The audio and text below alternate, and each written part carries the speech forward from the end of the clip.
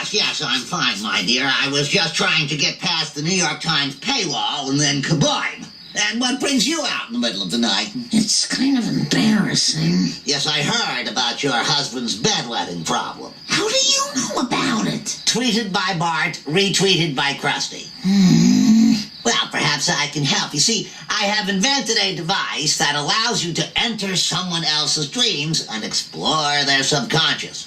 So we can go inside Homer's sleeping mind and find out why he's wetting the bed? Yes, in fact, I just used it to cure another Springfielder of his particular obsession. Normal Stu likes normal things.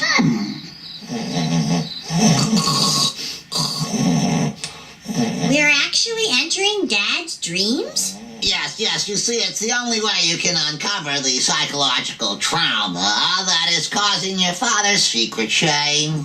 Why does Maggie have to go? What am I, a babysitter?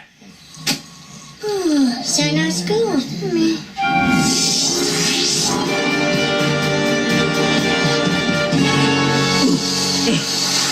Hey guys, what you doing in my dream? Trying to fix your broken brain? My brain's fine. In my dreams, I'm an intermediate skier.